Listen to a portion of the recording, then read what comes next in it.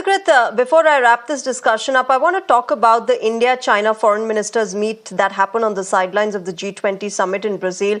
Important takeaways, the fact that Indian foreign minister has emphasized on India being against unilateral approaches towards borders and the kind of dominance that China, keeps on trying to do.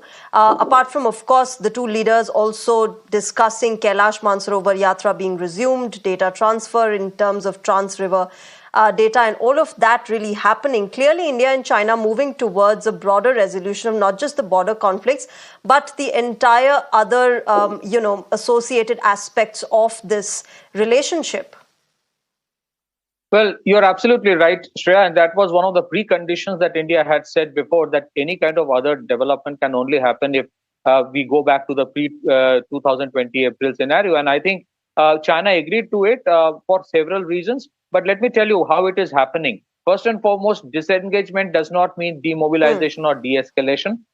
Troop deployments remain as it is, and nobody is going to, take peace for granted anymore. And at the same time, yes, there are areas of convergence between India and China. Both the countries believe that unilateral sanctions that organizations like NATO or United States impose, European Union imposes, they have tremendous impact on developing countries. That is one area. Both of them actually want reforms in multilateral institutions. Both are against the hegemony of dollar in terms of imposing sanctions or completely banning a country or suspending a country from the SWIFT mechanism for interbank telecommunication for international banking. So I think there are areas of convergence, no doubt. And that's why, in spite of all the differences, these two countries have come together in BRICS. But at the same time, yes, there are areas of divergence and the status quo as well. So I think it is a step in the right direction. It doesn't mean, it was never for the last 4 years that we are almost on the verge of a conflict. Both countries knew its limitations. And at the same time, it was also important that trade to continue because there are reasons for which India would still require China for its own economic growth. And for China,